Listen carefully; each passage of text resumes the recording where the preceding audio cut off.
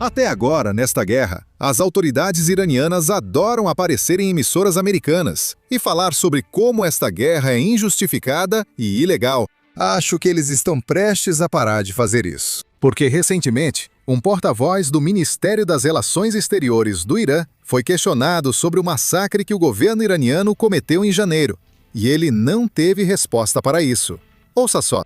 Quando importantes organizações de direitos humanos, como a Anistia Internacional, acusam seu governo de, abre aspas, massacrar manifestantes, quando dizem que revisaram, estou citando aqui, vídeos verificados e relatos de testemunhas oculares de, abre aspas, forças de segurança posicionadas em ruas e telhados de prédios, incluindo casas, mesquitas e delegacias, disparavam repetidamente rifles e espingardas com projéteis de metal contra manifestantes, muitas vezes mirando em suas cabeças e torsos. Se até a Anistia, que não apoia os governos dos Estados Unidos ou Israel, afirma isso, Dr. Magai, por que deveríamos confiar no seu governo em vez da Anistia? Por que confiar na Anistia e em organizações estrangeiras? Eles documentaram as provas. Você diz não ter os números. Eles mostraram evidências, vídeos verificados e testemunhas? Sim. Sim, você pode simplesmente ver que muitas dessas chamadas evidências e vídeos são fornecidos a eles por fontes de Israel e dos Estados Unidos. Não foram fornecidos por Israel. Israel também critica a Anistia. Entrevistei autoridades israelenses que acusam a Anistia de usar evidências falsas. Você soa como um oficial israelense negando o ocorrido em Gaza. São relatos de testemunhas oculares, relatos de médicos e vídeos. Compare a ameaça pacífica do Irã sobre Gaza. Vamos lá. Não, estou comparando a sua resposta. Você está negando um grupo de direitos humanos. Não citei Estados Unidos ou Israel. Concordo com você sobre a desconfiança nesses governos em relação ao Irã. Estou falando de um grupo independente de direitos humanos. Não tenho certeza se eles são independentes. Caso contrário, eles teriam vindo contar as histórias de muitos iranianos inocentes que foram mortos nos últimos 27 dias. Eles não fizeram isso. Tudo bem. Então, o que estou dizendo é que, com toda honestidade, eu disse que o governo, o gabinete do presidente, publicou os nomes daqueles que foram mortos durante este protesto. E fomos transparentes ao dizer por quem eles foram mortos. Dissemos que 2.400 deles foram considerados mártires porque foram mortos pelo governo. Eram policiais ou eram transeuntes inocentes. Médio. E você pode dizer que, sim, 600 deles eram infiltrados ou pertenciam àqueles governos. E os relatos de pessoas levadas a hospitais com tiros de chumbo no rosto e cabeça, disparados pelas forças de segurança iranianas. Human Rights Watch, Anistia Internacional e vários veículos de mídia documentaram isso. Você afirma que todas essas testemunhas mentem, que é tudo falso. Não estou dizendo que todos esses relatos sejam mentira. Eu preciso vê-los. E tenho certeza de que as nossas autoridades estão cuidando de cada relatório que foi produzido, implicando as nossas forças de segurança. Na verdade, nós sabemos por grupos independentes de direitos humanos que as forças de segurança estavam indo aos hospitais, dizendo aos médicos para não tratarem pacientes feridos, mas sim denunciá-los às autoridades de segurança. Isso também foi confirmado por um dos médicos que recebeu essa ordem inteira. Não me surpreende que o representante iraniano não tenha conseguido dar uma resposta satisfatória para a situação, pois o que ele poderia dizer? Ele nunca vai admitir que o regime prefere matar 10 mil iranianos a perder o poder. Mas o que é chocante é que as autoridades iranianas vêm fazendo isso desde que as negociações começaram lá em fevereiro, quando os Estados Unidos começaram a negociar com o Irã sobre um novo acordo nuclear. E nenhuma rede de notícias, dessas grandes redes de TV, realmente fez perguntas sobre o massacre. Apesar disso, pelo menos agora estamos recebendo essas perguntas.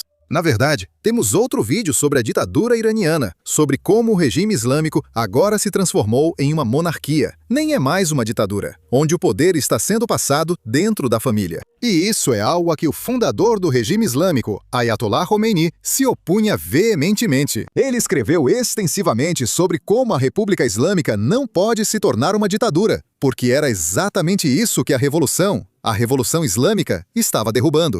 Bem, de novo não foi uma resposta direta. Peço desculpas pelo corte no vídeo, mas isso já estava assim na entrevista original. Acredito que seja porque Teherã ainda está cortando a internet.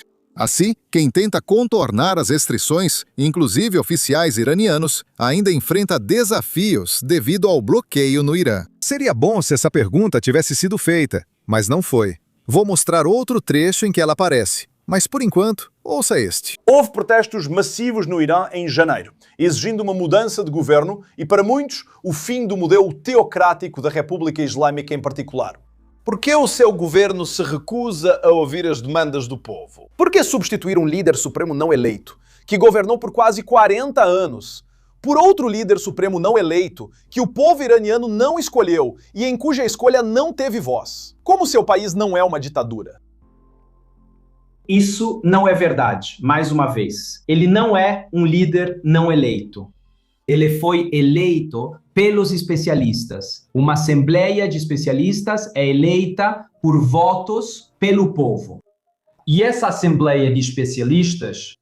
Agora, acho que uma mentira é melhor do que antes, pois o regime é estruturado de forma que parece democrático. O povo iraniano realmente seleciona ou elege a Assembleia dos Peritos, que é um grupo de 88 clérigos que concorrem à eleição como qualquer outro político aqui nos Estados Unidos. Mas aqui está a parte interessante. O líder supremo tem total controle sobre quem pode ou não concorrer às eleições. Apesar das pessoas poderem votar na Assembleia dos Peritos, não é democrático, pois o líder supremo proíbe ou bane qualquer opositor de concorrer. Ele só deixa pessoas de confiança concorrerem. E dessa forma, o regime islâmico é governado pelo mesmo grupo, o mesmo grupo detentor do poder que o comanda desde 1979. E esse pequeno grupo está no poder há tanto tempo que agora realmente acredita que representa o povo iraniano, mesmo que a grande maioria dos iranianos não queira que eles governem o país. Isso ficou claro no protesto de janeiro, mas os líderes que governam continuam sem acreditar. Há 2 semanas, o ministro das Relações Exteriores do Irã foi questionado sobre isso em uma entrevista na TV, certo? Perguntaram: "Ei, vocês têm internet. Você vai nessas entrevistas e espalha sua propaganda pelo mundo todo. Mas o povo iraniano realmente não tem internet. Eles não têm acesso à internet. Há mais de um mês, a internet foi cortada. O que está acontecendo?" Só ouça a resposta dele. Destaco que você está falando conosco pelo Zoom. O povo iraniano não tem acesso livre à internet. Mas você tem? Por quê? Bem, sou eu, porque sou a voz dos iranianos e tenho que defender seus direitos. Então é por isso que eu tenho acesso à internet para apenas fazer com que nossa voz seja ouvida pela comunidade internacional. Mas a internet foi bloqueada por questões de segurança, porque estamos sob ataque, estamos sob agressão e temos que fazer de tudo para proteger nosso povo. Agora, como vocês podem imaginar, os estados do Golfo não concordam com a forma iraniana de ver as coisas. No início desta guerra, muitos estados do Golfo eram completamente contra isso. Eles proibiram os Estados Unidos de usar suas bases e negaram acesso ao espaço aéreo do Golfo. Mas, apesar disso, o Irã continuou atacando esses países que não estavam envolvidos nessa guerra. E, além disso, o Irã não estava apenas mirando nas bases americanas nesses países. Eles começaram a atacar infraestruturas civis, como shoppings, portos, aeroportos e hotéis. Se quiser outro exemplo de que o Irã não segue sua própria lógica, ele também ataca Omã, país sem bases americanas. Mas o Irã segue atacando portos e petroleiros lá. O motivo é simples. O objetivo iraniano não é causar dor apenas aos países que apoiam os Estados Unidos. O objetivo é causar dor a todos, garantir que o mundo sofra. Assim, aumenta a pressão sobre os Estados Unidos para encerrar a guerra. Por isso, atacam petroleiros no Estreito de Hormuz. Nenhum petroleiro está ajudando os Estados Unidos nesses ataques, mas eles querem atacá-los para aumentar a dor econômica global. Mas, para as autoridades iranianas, o plano está fracassando, porque esses estados do Golfo não cedem à pressão. Na verdade, eles percebem a ameaça que o Irã representa para a região e para a segurança regional. E é por isso que, em vez de pressionar os Estados Unidos para acabar com a guerra, eles estão pressionando os Estados Unidos para não acabar com a guerra. Arábia Saudita, Emirados Árabes Unidos e Kuwait pressionam os Estados Unidos, fazendo lobby para evitar cessar-fogo até que as capacidades iranianas sejam neutralizadas. Tenho certeza de que vocês entendem o que significa neutralizadas. Eles querem garantir que ameaças do Irã, como capacidades nucleares, mísseis, drones e grupos terroristas apoiados pelo Irã, deixem de ser um problema para a região após esta guerra. Eles acreditam que um cessar-fogo que não resolve todas essas questões não significa que haverá paz na região. Significa apenas que haverá um adiamento até a próxima crise.